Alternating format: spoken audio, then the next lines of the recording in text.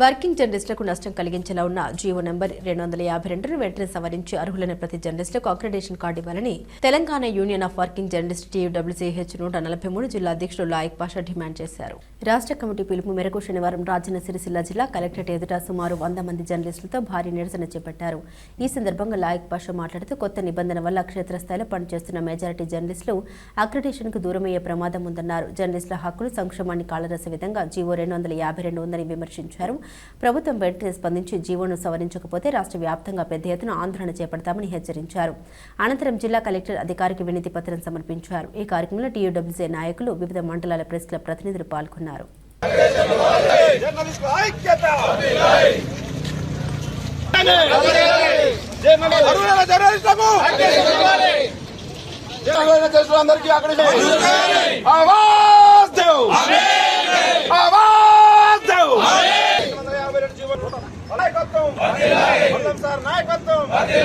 హక్కులను కాలరాస్తారా? సిగ్గు సిగ్గు. జై తెలంగాణ. జీవో నంబర్ 252 వెంటనే, జీవో నంబర్ 252 వెంటనే. జర్నలిస్టుల ఐక్యత, జర్నలిస్టుల ఐక్యత.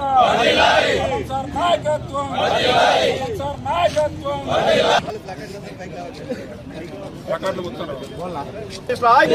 జర్నలిస్టుల హక్కులను ప్రభుత్వం ఉండి వైఖరి, ప్రభుత్వం ఉండి వైఖరి. అర్హులైన ప్రతి జర్నలిస్ట్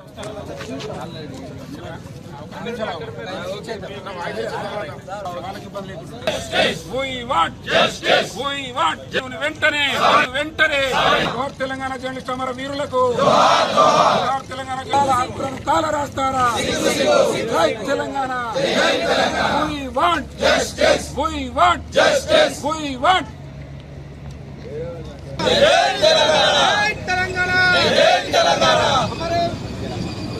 జర్నలిస్ట్ అమర వీరులకు, తెలంగాణ జర్నలిస్ట్ అమర వీరులకు ప్రజల హక్కులను కాల రాస్తారా?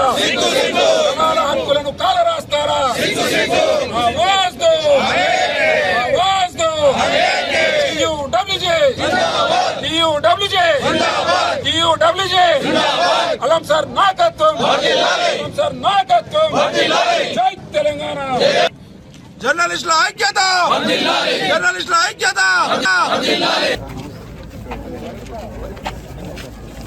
ఒకసారి సంతోషనా? ఎరికే పోతాడు ఏంది?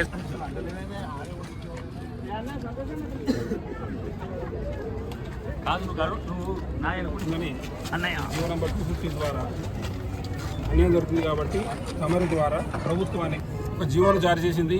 GO number 252. ఈ జీవోను అనుసరించి అక్రిడేషన్లు జారీ చేసినట్లయితే చాలామంది జర్నలిస్టులకు అన్యాయం జరుగుతుందని మా యూనియన్, మా రాష్ట్ర కమిటీ భావించింది.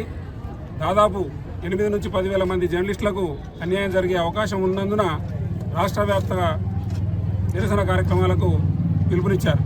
ఇందులో భాగంగానే ఈరోజు రాజన్న సిరిసిల్ల జిల్లా కలెక్టరేట్ ముందు నిరసన కార్యక్రమాన్ని చేపట్టాం.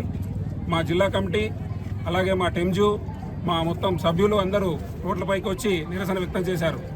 మేము ప్రభుత్వ పెద్దలను, ముఖ్యమంత్రి రేవంత్ రెడ్డిని, media academy chairman Srinivas Reddy గారిని, అలాగే INPR కమిషనర్ గారిని, అలాగే మా జిల్లాకు బాస్ అయిన ప్రభుత్వ విప్పు మా శాసనసభ్యులు ఆది సీనన్న గారికి ప్రత్యేక రిక్వెస్ట్ ఏంటంటే, అయ్యా, తెలంగాణ ఉద్యమంలో జర్నలిస్టుల పాత్ర మీకు తెలుసు ఎంత ముఖ్యమైందో, ఎన్ని ప్రాణాలను పణంగా పెట్టామో, ఉద్యోగాలను పణంగా పెట్టామో మీకు తెలుసు.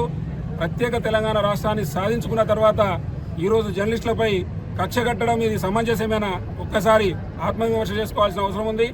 దయచేసి ఇప్పటికైనా జర్నలిస్టుల సంక్షేమం కోసం, జర్నలిస్టుల హక్కుల కోసం ప్రభుత్వం సహకరించాల్సిందిగా విజ్ఞప్తి చేస్తూ, ఈరోజు ఈ కార్యక్రమానికి విచ్చేసిన నా సహచర జర్నలిస్టులందరికీ, మా యూనియన్ నాయకులకు పేరు పేరున ధన్యవాదాలు. Thank you.